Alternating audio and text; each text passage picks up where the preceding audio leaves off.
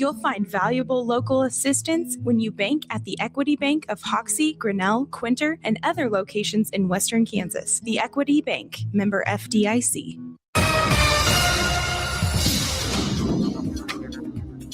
Today, highs warmed to around 80 with some clouds, and winds will be from the west-southwest around 10 miles per hour. Tonight, lows will be unseasonably mild around 50. Tomorrow, a ridge axis will move over the area with highs back into the 90s, again breaking records dating back to 1907. Skies will be sunny with west-northwesterly winds at 5 to 15 miles per hour. Fire watch for Dundee, Hitchcock, and Red Willow counties. Lows again will be around 50. Thursday, highs will top out in the 70. Winds will turn to the north at 30 to 40 miles per hour, and lows will drop below freezing. And if there is any light rain or snow, it would be minor, with less than 10 points of moisture to work with. Friday will be cooler, more seasonal, highs in the upper 50s and lows in the upper 20s. Saturday, gusty west winds, highs around 70. And this meteorologist Chris Schromick of the NWKS Radio Weather Center. Get ready for the 10th annual Schilling Cattle Production Sale. That's happening Wednesday, March 25th at 1 p.m. Central Time in Brewster, Kansas. We're selling 50 Angus bulls, 2 Limflex bulls, and 20 Angus heifers. Big Scout performance-driven cattle with an excellent selection of Calvinese bulls. You can check out the cattle on Facebook at Schilling Cattle and watch the sale live on DV Auction. Come see great cattle, meet great people, and enjoy some fantastic food. Mark your calendar now for the Schilling Cattle Production Sale on Wednesday, March 25th. Looking for insurance that actually puts you first? At the insurance agency in downtown Goodland, we're independent, which means we work for you. Whether it's auto, home, crop, or business, we shop top carriers to get you the best coverage at the best price. No pushy sales, just honest advice from people who live right here in your community. Give us a call today at 785-899-5011 or stop by 1020 Main in Goodland, and let's get you covered. The insurance agency. Insurance the way it should be. Your business was built right here, so was ours. At FNB Bank, we are not run from some distant city. We are run by neighbors, for neighbors. We know what matters to you because it matters to us too. From local decisions to face-to-face service, we are here. Bank local, grow local, stay local. FNB Bank, member FDIC.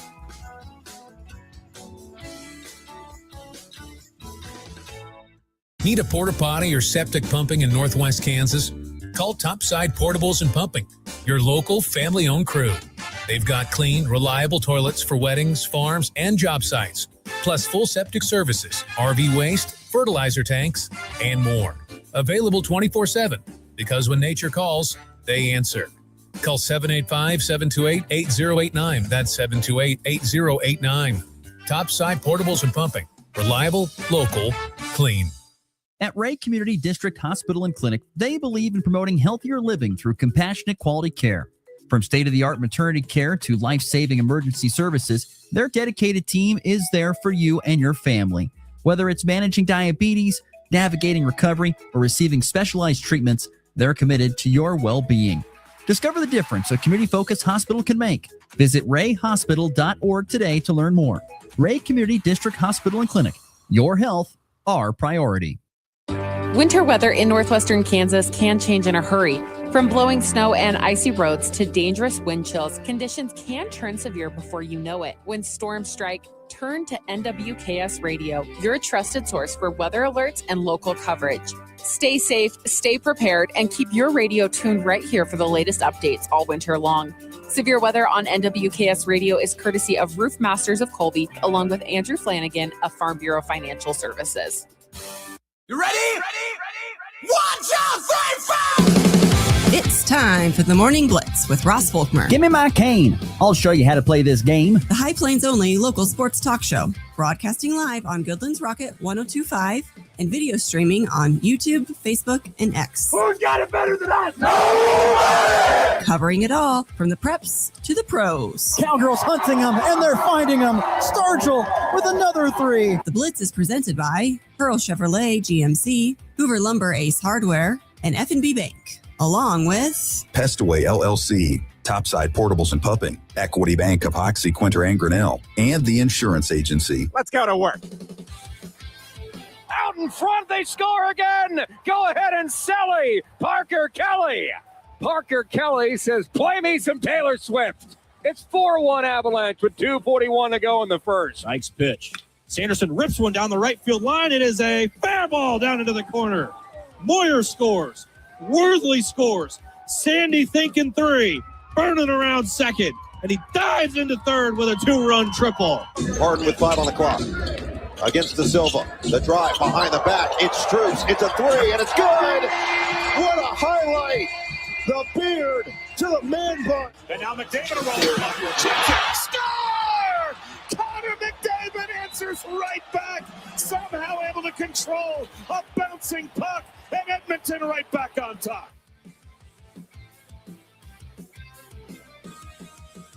And good Wednesday morning, everybody. Welcome inside the Morning Blitz here on this March the 25th. A nice, warm 55-degree day to start and possibly record-breaking temps ahead with temperatures in the upper 80s to low 90s expected for today, which apparently will break some records if it does happen. But good Wednesday morning. Hope everyone's doing well, up and about, getting around where they need to be here on this Wednesday morning. It is semi-opening day. Major League Baseball season gets underway today with just a single game with the New York Yankees playing today against, who is it? The Giants, I think is who it is. Pretty sure that's who this opening day matchup is. I think it's Yankees-Giants. But semi-opening day today in Major League Baseball. So yeah, it is. It is New York at the Giants, and that you can watch on, if you have it, Netflix, because once again, MLB baseball is going to be all over the place this year, especially with television deals. You know, NBC is going to hop in and do some baseball on NBC Peacock. You've got, of course, MLB TV, MLB Network, ESPN is going to get in there as well. You know, Major League Baseball has struggled to get their games televised on a more consistent basis outside of just MLB's TV, where you have to pay almost $200 in a subscription for a season to watch all the games. And we should see them on other channels, it sounds like, here in the 2026 season. But once again, hope everyone is doing very well. We've got a busy show ahead here today. We're going to be joined by former host of the Morning Blitz and good friend, and now the executive director of the Kansas Shrine Bowl, Bryce Kessler, will join us because it's a busy Saturday ahead for the Kansas Shrine Bowl. If you want to call it, they have their Kansas Shrine Duels, the wrestling event that they do every time around this year, at least for the last handful of years that they've done it. And they will be doing that at Newman University here on Saturday. And Bryce Kessler will join us to talk about the Shrine Duels coming up here on Saturday down in Wichita. We'll get to that. Also coming up in today's program, we will look back at some baseball last night. KU with a win. Kansas State, though, with a loss in a crazy Tuesday night game. And more awards for former Goodland Cowgirl and future former Fort Hays State basketball player Telexa Weeder. She won another award yesterday for her incredible season. We will get to, and then we'll get to in just a little bit, our 2026 MLB season predictions. The 2026 MLB season predictions, which I find to be challenging to make MLB season predictions because I just don't want to talk about, I just don't want to say, it's going to be. I mean, I feel pretty confident on who's going to be standing at the end, at least one of the teams. Outside of that, though, you just don't know. And we'll discuss that more in our MLB preseason predictions with, once again, it's not opening day officially. That's actually tomorrow, but with the first game of the season being played tonight between the Yankees and the Giants, we will get to that. I apologize for if my voice kind of cracks or it fades a little bit, or if I have to pause the microphone to cough. Kind of going through some allergy stuff or some head cold things here right now. So I apologize for that. But we will push through here on this Wednesday show. Before we get going today, two things. First, I want to remind FB Bank text line always open at 785-899-2222 if you want to be a part of the show. If you've got thoughts, comments, questions, opinions, anything that you'd like to throw out on the text line, 785-899-2222, the number part of the Morning Blitz here on this March the 25th. Before we get going, I need to make a correction from yesterday's show. So yesterday at the end of the show, I was talking about some changes possibly coming down the pipe for Keisha and with a moratorium change. I got to make a correction there. I was wrong. Keisha is not making this change. It is not a Keisha rule. Keisha will have to follow it, though, because the state is putting this thing in. So this is a state law that, if I read this correctly, and once again, politics are nowhere near my strength. Nowhere near my strength or politics. But it was a bill, Kansas, I think it's Kansas State Bill 515. So it began as a bill to allow homeschool and non-accredited private school students the ability to participate in Keisha-approved private school activities. Was amended by Senate Majority Leader, but also to include a moratorium on interscholastic contests, activities, and practices. So once again, this is a state bill that they are trying to possibly push through that could impact Kansas high school athletics, hence impact Keisha. Keisha has nothing to do with this.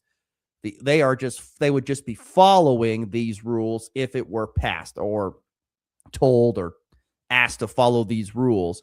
And once again, those rules include a moratorium now, just not on the 5-day period during Christmas, but now a 4-day period ending on Easter, a 7-day period that includes July 4th, which I believe 2 of those are already happening, the July 4th one and the Christmas one. I don't think the Easter one is one at this point in time. I could certainly be wrong there. But then the big changes would be Wednesday evenings from 6 to midnight, you could have nothing going on.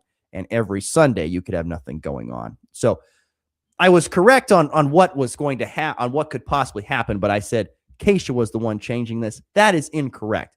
The state of Kansas is the one that is making the changes here. Keisha will have to follow these rules if it does pass, which I don't know. There's people I'm sure that are going to balk at this, and understandably so. They'll have their opinions for that, and if they want to do so, they need to reach out to their representative, their state representative at this point in time.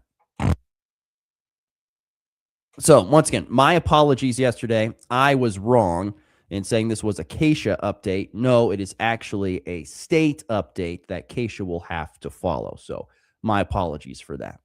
All right, let's transition into here. So once again, the Major League Baseball season gets started today with the Yankees and the Giants getting things going. That is a 7:05 Central, 6:05 Mountain Time first pitch from beautiful Oracle Park there in San Francisco. Max Fried and Logan Webb will be on the bump for this first game of the 2026 Major League Baseball season, with opening day to follow on Thursday.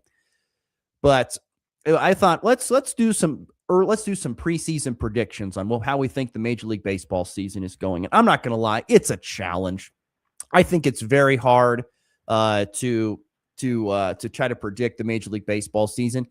Number one is because it's super long, and that could mean a lot of different things. That could mean that you have a team that just dominates throughout the whole thing. And so, once they have the lead, they never relinquish it in their, and by the lead, I mean in their division or in the wild card, for example. Although the wild card races, since it's been expanded, has certainly made things more interesting. So I just kind of was going through and reading up on some stuff and trying to make some predictions and look ahead and see what we could see for the 2026 MLB season. Prediction at this point in time.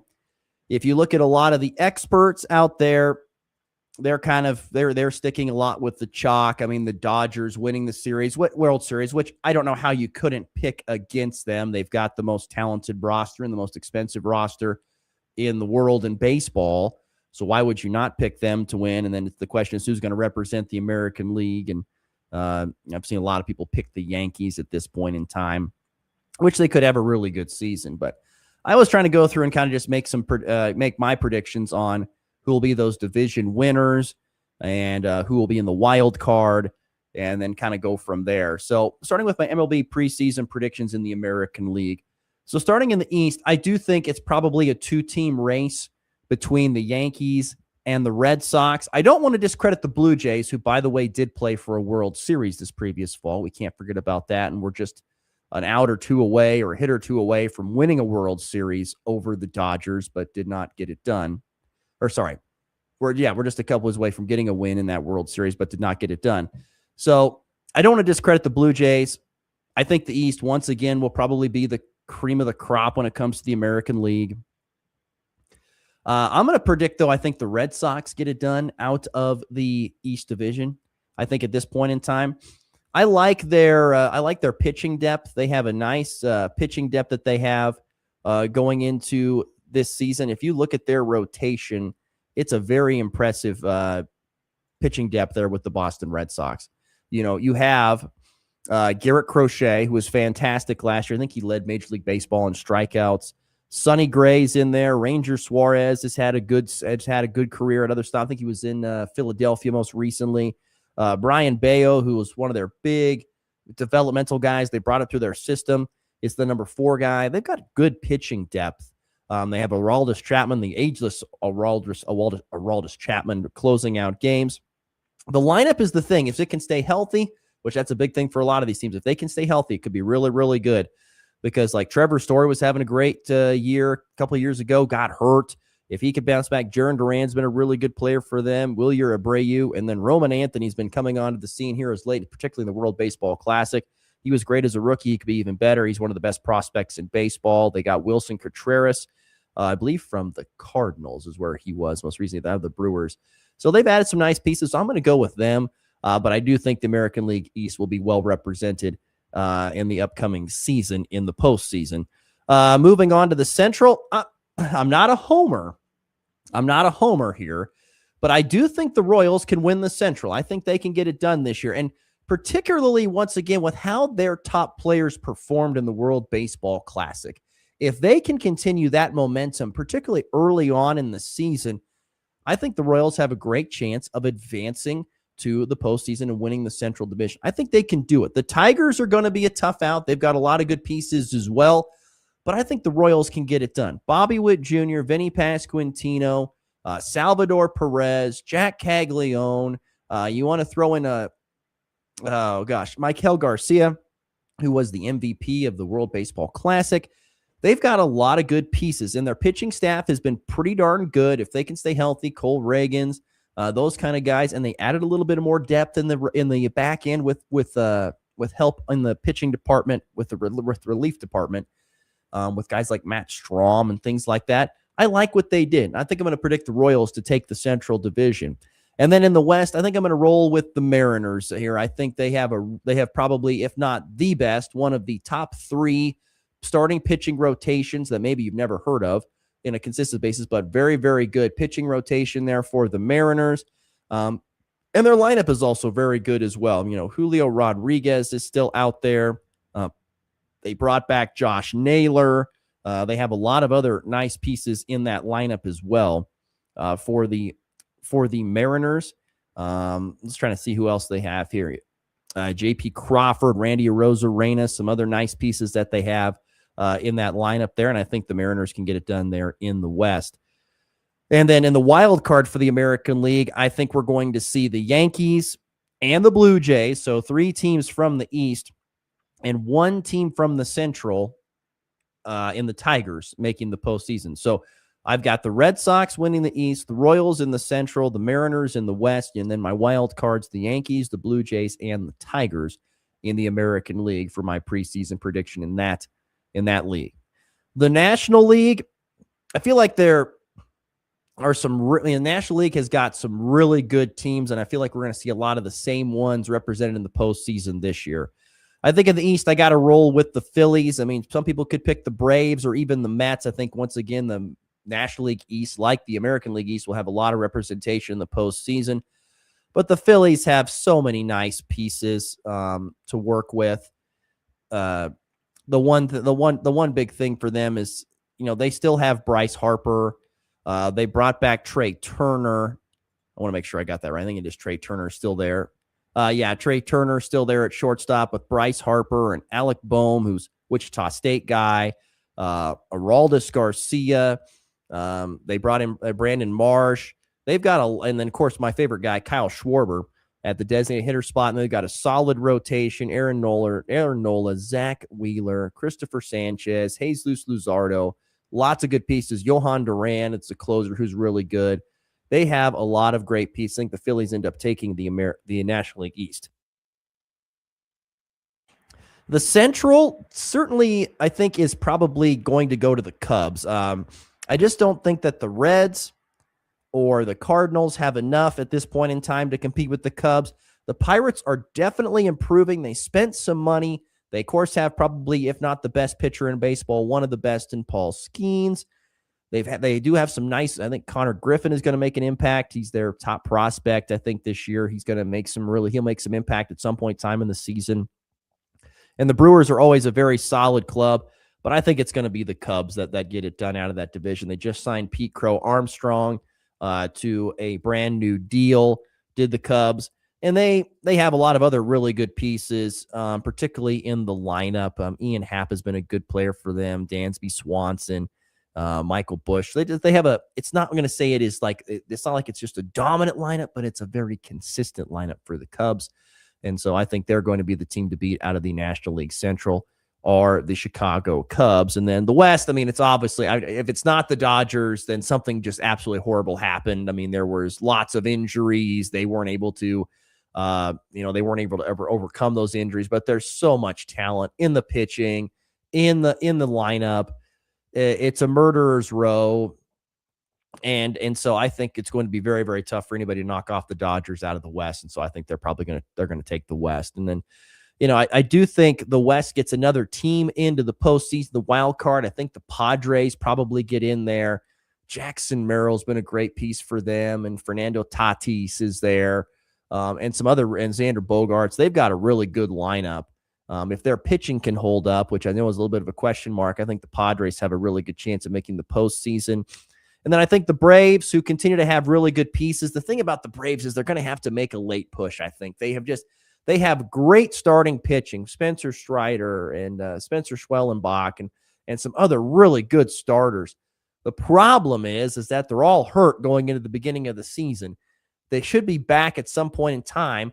The question is, can they just hold down the fort until we get to until they get back? If they can, if the team can, I think you're going to see the Braves make a push to make the postseason to the wild card. I think the Mets are going to be in there as well. I know the Mets have always been a team that have underperformed despite spending a whole bunch of money. This year it was kind of interesting. They went out and they kind of cut a lot of fat from last year's team, but were able to bring in some nice pieces. Freddie Peralta is going to be one of their top starting pitchers. Luke Weaver and Devin Williams are going to be in the bullpen, which are some nice pieces that just came across I don't even know what it would be, just down the street in the Yankees. But then you've got they've got Marcus Semien and Bo Bichette in the middle of that infield with Francisco Lindor. That's a pretty darn good spot there. Juan Soto is there in the outfield. So they've got some really nice pieces. And so once again, if the Mets can stay healthy, I think they have a really good shot of making the postseason as a wild card. And then my final wild, so I've got the Padres, the Mets, and the Braves as my wild card teams in the National League. I still think you're probably going to see the Dodgers win the World Series. I just don't see why you wouldn't. Who they take out, I'm going to put the Mariners in there. I'm going to say Dodgers, Mariners in the World Series, with the Dodgers getting it done. That's going to be my prediction at this point in time. So there you go. As for American League and National League MVPs, your guess is as good as mine. I mean, more than likely, National League MVP is going to be Shohei Ohtani. He looked great yesterday. I think in some innings pitched, what do you have? I think 11 strikeouts in his last start before the regular season. He was nuts. So I think Shohei will probably win that. And the AL MVP, probably Aaron Judge. We'll see if someone can surpass him, but that's probably where it's going to be. And then Tariq Skubal in the American League, always a good prediction for AL Pitcher of the Year. And NL could probably go to Shohei Ohtani, possibly. We'll see. But yeah, I don't know. It's once again, baseball predictions are never really my super strength, just because it's a long season. You just don't know what's going to happen, who's going to remain healthy, who's not, who gets off. I always think in baseball, you need to get off to a pretty decent start. You don't want to start the year off, with just a 2-5 record because you got a lot of work to dig out of that. So I always think you got to start the year off with a pretty darn good start. If you get yourself off to a good start, then you can set the pace for the rest of the season. All right, there you go. MLB preseason predictions as they get set to open up the season tonight with the Yankees and the Giants, and then MLB opening day officially tomorrow with all of the teams getting going. All right, let's get to our first break. When we come back, we will be joined on the Hurl Chevrolet GMC video stream by our good friend Bryce Kessler, Executive Director from the Kansas Shrine Bowl. He will join us to talk about the Kansas Shrine Duels next, so stick around. Plenty more to get to here on a Wednesday edition of the Morning Blitz. You can feel it in the air. Longer days, greener lawns, and plenty of projects waiting around the house. Good thing Hoover Lumber Ace Hardware in Goodland has you covered. Freshen up your home with Benjamin Moore paint, tackle the yard with powerful Ego battery tools, and give your lawn the boost it needs with Stage 1 Ultimate Fertilizer. Thinking about cooking outside? Check out their great selection of grills, griddles, smokers, and outdoor living essentials. And remember, if you need it, Hoover Lumber Ace Hardware probably has it. They even have milk. Hoover Lumber Ace Hardware in Goodland and Colby, your place for just about everything. Are pests making your home or business uncomfortable? Call Pest Away in Goodland, Kansas, serving all of Northwest Kansas. They provide top-notch pest control services to keep your space safe and pest-free. From ants to rodents, termites to spiders, our expert team is here to help with effective, safe, and affordable pest control solutions. Don't wait. Call Pest Away today at 785-728-7166 for fast, reliable service. Your home or business deserves the best protection. It's time for a check of the markets with the Anderson Trade Group on the Kansas Farm and Ranch Radio Network.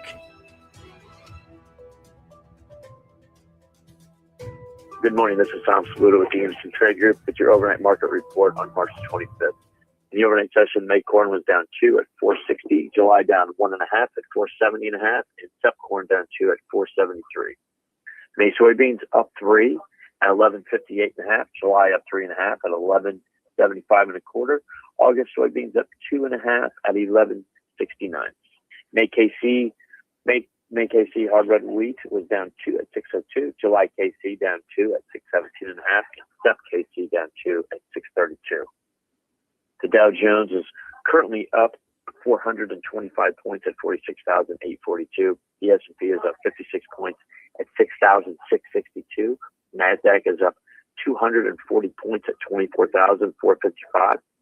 Gold is up 145 points at 4,550 an ounce. Silver is slightly up at 73 an ounce, and crude oil is down 4% at 88.5 a barrel. If you're in the Colorado area and have any grain to market or risk management questions, please call John Hanke or John Stiles at 970-744-4484. Or you can call the Overland Park office, myself, Tom Saludo, Jared Law, or Tyler Ghosh at 913-748-2000. Thank you. The Anderson Trade Group, proud market partners with Kansas Farm and Ranch Radio. Find out more at andersongrain.com. The risk of loss through trading futures and or options is substantial, and each investor or trader must consider whether this is a suitable investment. Past performance, whether actual or indicated, is not indicative of future results. The Anderson Trade Group has no guarantee that the advice given will result in profitable trades.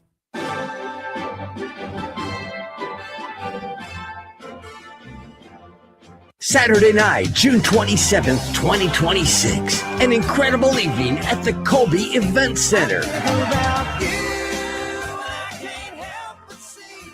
NWKS Radio presents Colin Ray in concert.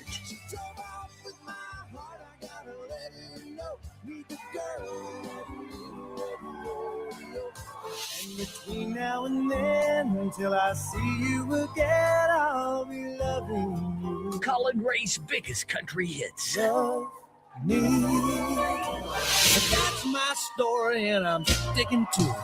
Tickets available now at nwksradio.net. nwksradio.net. Get them now. That's when I knew you were my kind of girl. Country music legend Colin Ray, Saturday night, June 27th, 2026, at the Colby Event Center, presented by NWKS Radio. Whether it's touchdowns, home runs, or buzzer beaters, we've got you covered. It's the Morning Blitz.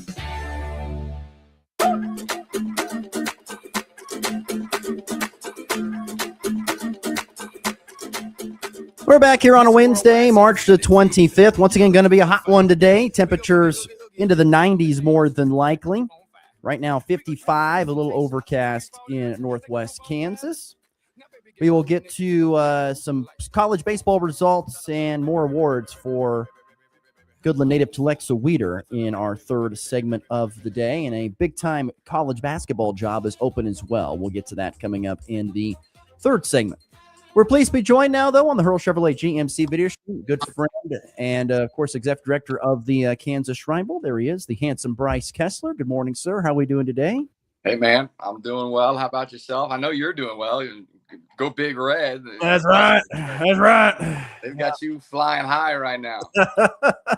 You know what? The funny thing is people ask me, like, how are you feeling about this? I'm like, I honestly would have felt a whole lot better if Florida would have beat Iowa, because if Nebraska has to lose, if Nebraska ends their season to Iowa in the Sweet 16 and we got to lose to those people again, it's going to be that's a tough pill. It's like a double-edged sword. Like, I'm so excited that they've made it this far, but if they don't beat Iowa, it kind of makes it sad. Yeah, well, that sounds like the mindset and the attitude of a program that's never been there before. So, Facts. Guess what? They've never been here before. So facts. That's what I said. They need to change that GBR to ADT about damn time. Well, what can I say? It's it was pretty neat to witness it live and in person. So that was pretty cool to see that down in Oklahoma City. But I bet. So that was pretty cool for sure. And anyway, Bryce Kessler, our guest here. Before we get started on the Kansas Run, how do you feel about your fantasy baseball team? We play in a fantasy baseball league, and Bryce is like, 5-time defending champ. How are you feeling about your squad heading into opening day here? I like it. I like the team I was able to draft this weekend. I'm looking forward to defending my title. 9 years. The league's been going on 9 years. I played in the championship 8 of those 9 years, 5 titles. So. Not that I'm counting. No, we know. I love fantasy baseball, man. I love baseball season. I'm excited for opening night on Netflix. That's weird to say that, but I'm excited for baseball season. I love me some baseball. Yeah. Did you get a new office area? It looks new there. You got some new stuff, or just rearrange some things? No, there may be some new additions back there. I'm not sure from the last time. It's not a new office. It probably just looks better because I'm at my computer. I couldn't get my microphone to work, so I'm actually using my phone. So it's actually like high definition camera. Whereas normally I'm on the computer and it's like, it won't even in the video settings, it won't even allow me to go to the high setting because your camera's not good enough for this. So I just look like oh well. So it probably just looks nicer this time around. So. Okay. Well, it looks good. Yeah, it looks real nice. So. Big weekend ahead, the Kansas Shrine Duels. Though this is not the Shrine Bowl. I mean, the Shrine Bowl, I feel like, is this massive thing, but the Kansas Shrine Duels has become a very big thing. Can you talk about how much it has grown from kind of that first year you were doing it to where you are going into this weekend? Yeah, for sure. I mean, you're right. It's a whole different animal as far as the manpower and I don't want to say the work, because I mean, we used to put a lot of work into it, but as far as it's a one-day thing, whereas Shrine Bowl, it's a week-long camp. You got football camps at 2 different places. You got a band camp, a cheer camp, and all the things that go along with it. So there's a lot that goes into the planning of the football side of it. And the Shrine Bowl in the summer, this was a lot easier of a lift, I guess you could say.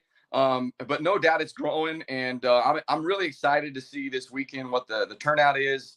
Down in Wichita, it's year 3, and it started out year 1. It's like, let's take some of these Shrine Bowl traditions, this East versus West tradition, and put it on a wrestling mat. And it was awesome that first year. We were up against some national wrestling competitions in the state of Kansas that week. It was spring break weekend that we had on the back end of, and there was a lot of different things going on with that. And we were still, I mean, the turnout was awesome, and it was such a great year 1 event that no doubt we were going to run it back. And then last year, in our second year of it, improve just like anything. You kind of learn what worked, what didn't work, how you want to tweak things a little bit from year 1 to year 2. And so it was even better. And now this year we're excited to see, what year 3 has in store. And we got a great group of wrestlers that are going to come down to Wichita this weekend and showcase some of the great wrestling talent from across this great state. And, the KWCA, they do a tremendous job, Kansas Wrestling Coaches Association, of making that side of it happen and bringing the wrestlers to put on a great show and and of course do it all for a great cause, which the Shrine Bowl's so well known for. More than a game was kind of the slogan for the Shrine Bowl, and we kind of adopted that for the Shrine Duels, more than a match, taking on that same kind of a thing. And it's all about raising money, raising awareness for Shriners Children's Hospital, and helping out these kids and these families who benefit from the services of Shriners Children's. And so we're really looking forward to this weekend. I think it's going to be our biggest turnout yet.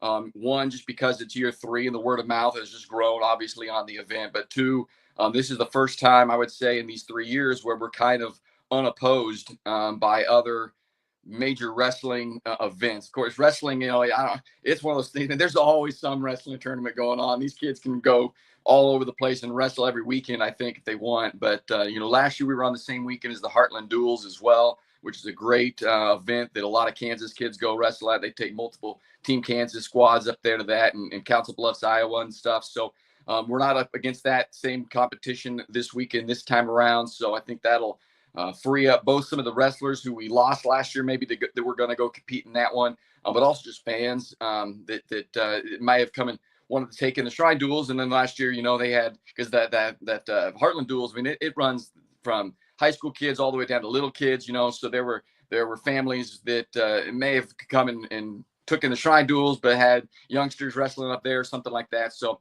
I think it's going to be a great turnout at Fugate Gymnasium there on the campus of Newman University in Wichita.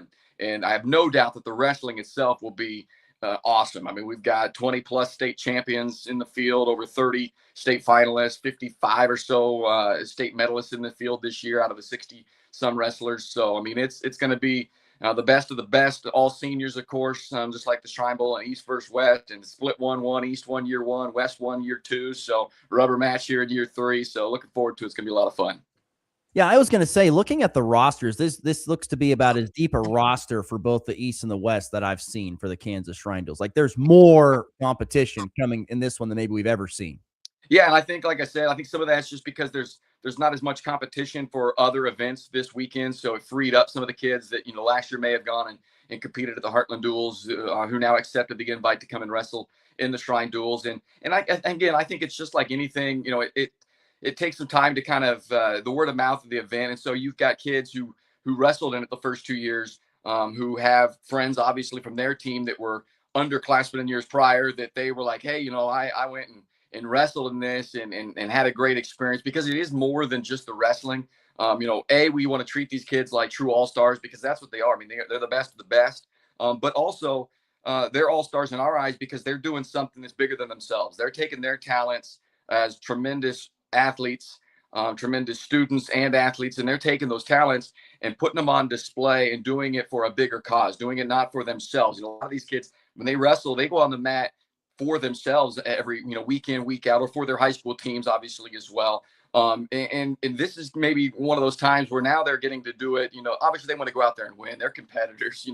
They have that competitive juice in them that wants to go out in there and win this match. But they also, hopefully, by the time this weekend's over for them, they realize what they're doing is much bigger than just a wrestling match, and they're being a part of a bigger cause, of a bigger purpose, to help raise money for these kids. And they get to meet these kids during the hospital experience. That'll be Saturday morning. When we get them in there, we'll check them in. They'll have a little kind of practice time with the coaches, meet with their coaches and stuff. And then they get to go through the hospital experience and meet these patient ambassadors, hear their stories, do some interactive activities with them. And that's where it kind of all sets in for them. And the same thing when it comes to Shrine Bowl week.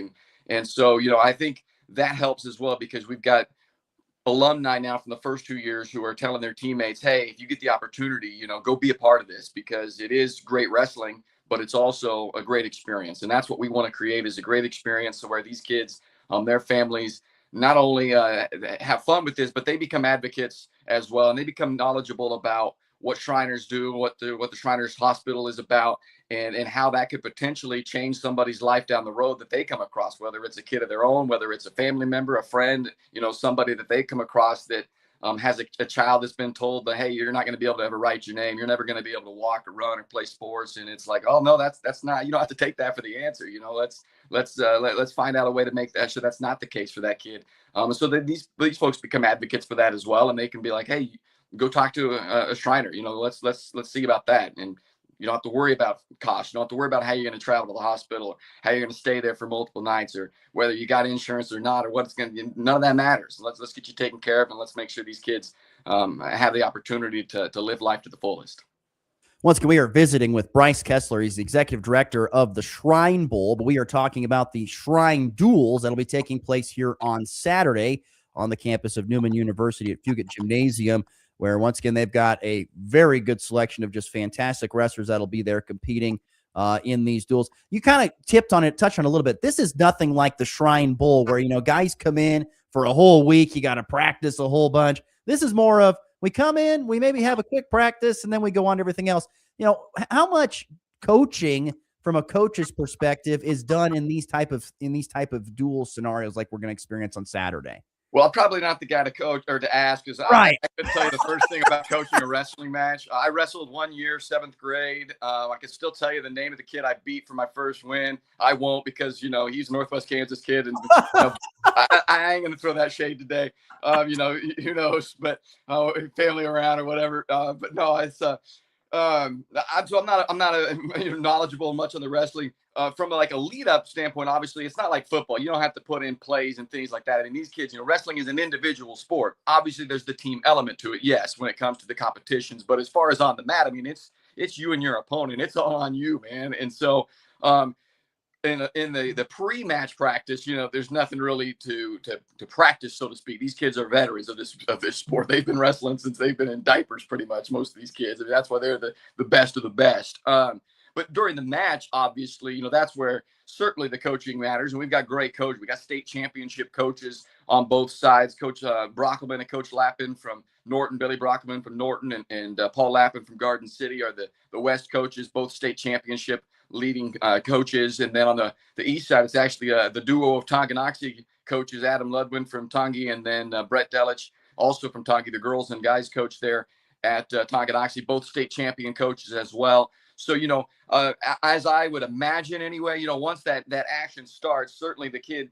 out there competing, a lot of it's on them, and a lot of happens quick, but there's obviously a lot of coaching that can be done. Seeing this little thing here, seeing what your opponent may or may not be doing or being susceptible to, and those kind of things. And these kids are so coachable because they're so good. I mean, I imagine as a coach, it's got to be kind of a coach's dream, because you can say, hey, I'm seeing this or I'm seeing that, and they'll most likely adapt right to what you're coaching them to do, because they're just, again, these are the best of the best. They're state champion caliber kids across the board in this thing. So yeah, it's just different because you don't have to have the practice. You don't have to put in plays. You don't have to really, the sad part about it is, unfortunately, that's the great thing about on the football side.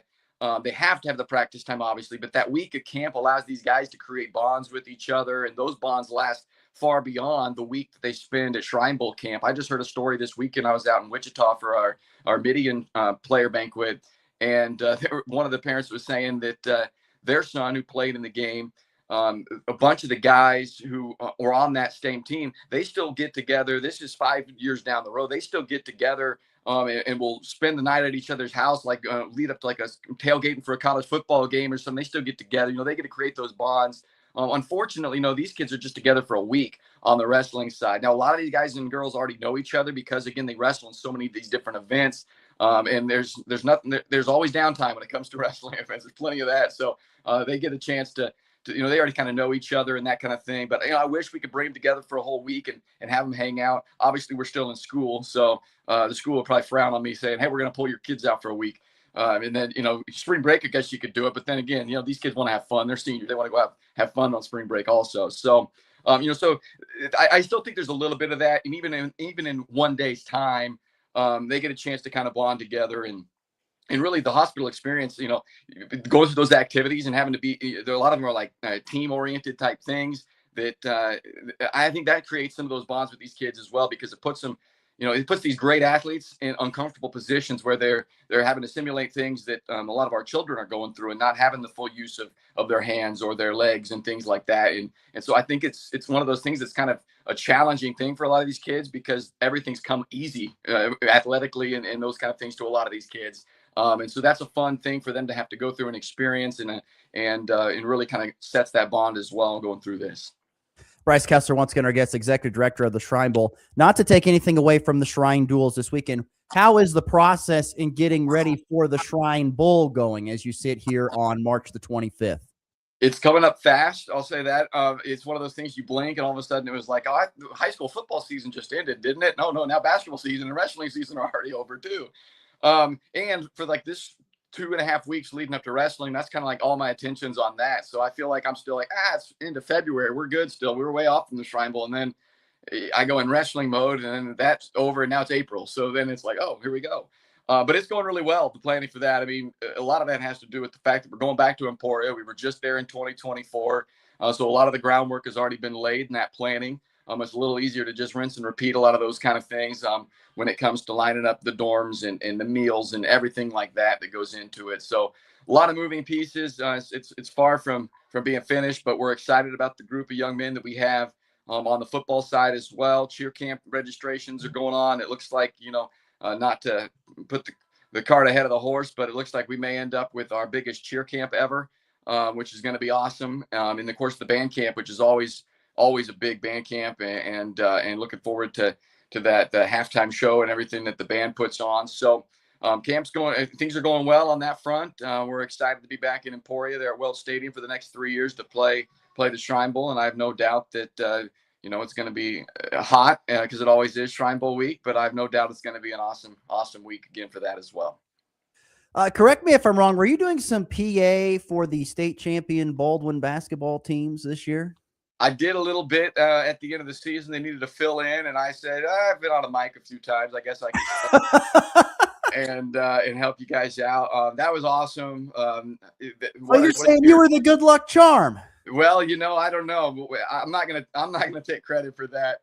I'm certainly happy that if I was a bit of a good luck charm that it worked out, because I tell you what, I mean, I'm biased, obviously, living here in Baldwin and getting to watch a lot of those young men on that team from the time they were, pre-high school kids and now state champions as seniors, and Coach Blanchett and Coach Carr, Coach Treebomb, Coach Blakely on that staff as well. But Donnie and Pete, I mean, two gentlemen that I just love, man. Those are, talk about, tremendous coaches, not only the game of basketball, but just leaders of those young men. And, again, I'm biased, but honestly, there couldn't be a better group to deserving of a state championship than that group. And they went through a lot of ups and downs this year, and even within games. I mean, I think every one of their state tournament games, they trailed in the second half at one point, came back and won all of them. I mean, that was a lot of fun. And we're actually having a rewatch party of the state championship game on Sunday here at the Performing Arts Center in Baldwin. And Ryan Hilmer, of course, everybody knows Ryan. So Ryan Hilmer, I don't know if you knew this, right? He's the voice of Baldwin Bulldogs on Baldwin Sports Live. You told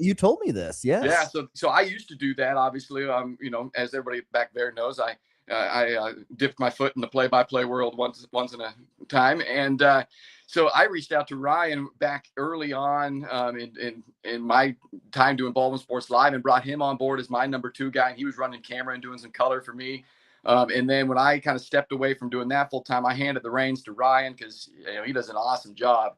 And so he's become the full-time voice of the Baldwin Bulldogs on Baldwin Sports Live and all the way through the state championship. And had a tremendous call, by the way, of that game. It was really, really fun to listen to him on that call. And so he's going to MC it, and they're going to have the kind of like one of those the game we playing with, and they'll have like the live coaches commentary, going to be up there on the mics with Ryan, kind of talk about things. It's going to be a lot of fun and a celebration of those guys and that team. And so so I was able to sit down there courtside, do PA for the last home game, and then there are a couple of sub-state games, and try to bring a little bit extra to the gym on those nights. And hey, if I can take a little credit for pushing them through, I will. But no, it was a lot of fun. Or is it a big 3-pointer? That's right. I had to hit him with a few of those, and get it going. Unfortunately, the gym was so loud that the sub-state championship night.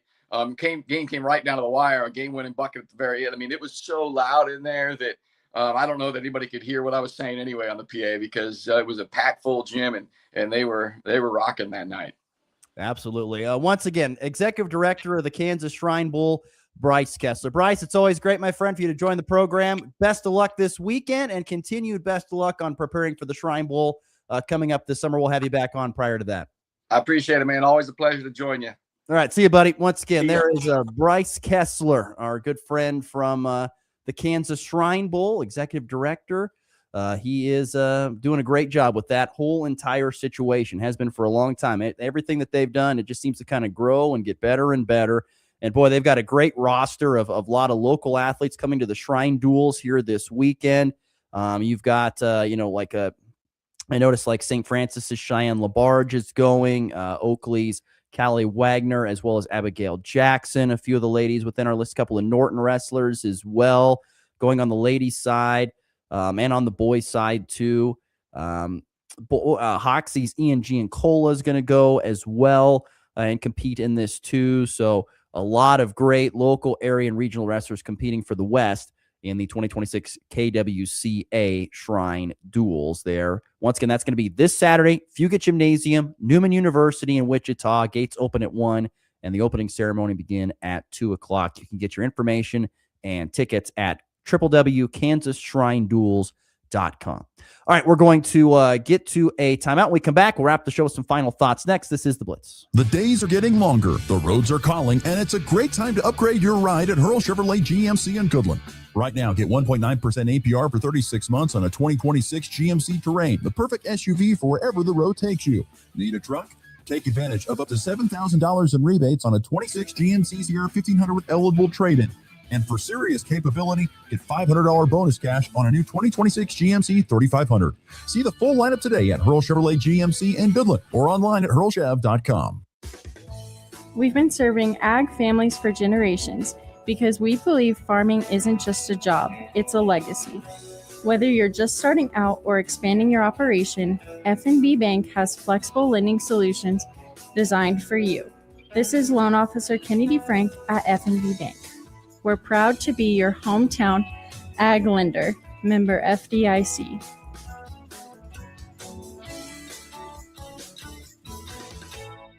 At Eklund Insurance, they understand your unique needs. Whether you're a farmer protecting your farm and ranch, or you need commercial or personal insurance for your home, health, or auto, the team at Eklund Insurance has you covered. Their consultative approach ensures you get the best advice tailored to your situation. They shop around for the best insurance products, so you don't have to. Eklund Insurance, your trusted partner in comprehensive coverage. Stop by today to talk to one of their agents at 1628 Caldwell Avenue in Goodland. Get ready for the 10th annual Schilling Cattle Production Sale that's happening Wednesday, March 25th at 1 p.m. Central Time in Brewster, Kansas.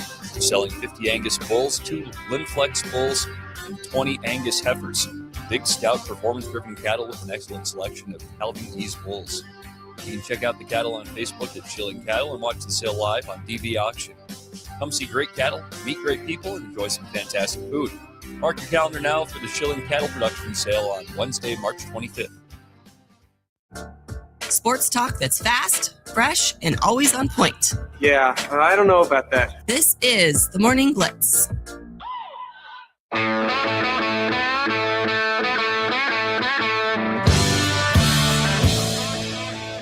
All right, just a couple minutes left to go before we get out of here on this Wednesday's show. Thanks again to Bryce Kessler for spending some time with us, talk about the Kansas Shrine Duels coming up here on Saturday. Missed any of that conversation, go back and check out the podcast, anywhere you can get your podcast and listen to it there. In baseball last night, a couple of KU and K-State both in action last night. KU winning 11-1 by the run rule over Sacramento State. They had Tyson LeBlanc had 2 home runs, including a 3-run walk-off shot to get that one done in the run rule. Jayhawks, by the way, are now 16-8, and they've scored 68 runs during a 6-game win streak. They have been really playing good here as of late. K-State dropped a high-scoring game to Nebraska 14-9 last night at Toyton Family Stadium. Wildcats were down early and erased a 6-run deficit, but when we're up 8-6, but Nebraska came back in the end and got it done. Midweek games, I was watching some of that game. The pitching is just questionable. You're trying to get a lot of young guys in there, trying to get some experience on those arms, see what you have, and you just see either a lot of runs scored or a lot of walked base, a lot of bases given up, whether it's hit pitches or balls, and you see a lot of that happening. Also yesterday, 42nd Northwest softball lost at Northeastern. They lost 20-0 and 14-1. They have now lost 20 in a row. They're back at home today against Hutch this afternoon at the Tiger Softball Complex. If you want to make your way over to that, should be a beautiful day for it. And Colby Community College softball on the road in Great Bend. They take on Barton here this afternoon. Does Colby Community College, the Jayhawk Conference leading Lady Trojans at this point in time in softball. And we will have their coach, Jennifer Esparza, on with us tomorrow. She will join us tomorrow on the program to talk about the great start to this 2026 season for them. And, of course, the accolades, postseason accolades continue to roll in for Telexa Weeder. She was named the Division II CAA, the D2 CAA National Player of the Year, and a first-team All-American after leading the nation in scoring at Division II at 27.5 points per game. Her 852 total points broke a 20-year-old MIAA record and one of the top scoring seasons in Division II history. And she became the first player in MIAA history to surpass 800 points in a season and set both school and league records for scoring average. So the postseason accolades, well-deserved, and continue to roll in for Telex Weeder, who once again is in the transfer portal and be looking to play at the Division I level next season. But congratulations to Telex. And I'm still in the process. I got to get a hold of her again and see if she'll join us on the show sometime here in the coming weeks to talk about her amazing 2025-26 campaign.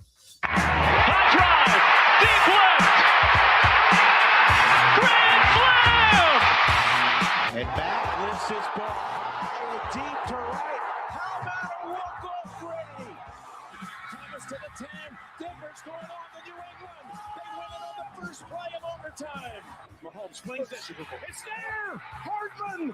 Jackpot. Kansas City. One of the top three, I'd say, if not top two, college basketball jobs is open. Yesterday, North Carolina, quote-unquote, parted ways with Hubert Davis, who was later found out that they fired Hubert Davis to be the head coach of North Carolina, who his team was knocked out in the round of 32 in the NCAA tournament, in the first round, against the VCU they lost. So a new head coach is coming to UNC. They can pretty much have their pick of the litter. As odds now look to be either like Dusty May at Michigan or Todd Golden at Florida. There's Tommy Lloyd over at Arizona. There's a lot of those big name guys are going to be pursued, I would assume. I know who I'd go after, and I don't think it'd be any of those guys. Those guys have some pretty big buyouts. There's some other ones out there with some smaller buyouts that you might be able to get that I think are going to be really good if you can see in the future. But North Carolina, they want to get that program up to its dominating level, and we'll see who they go after. I'm guessing it's going to be a pretty big name in men's college basketball. All right, that does it for the program today. Thanks to Bryce Kessler. As always, thanks to you, the listener. We're back tomorrow in 23 hours. Hope you'll join us for another edition of the Morning Blitz.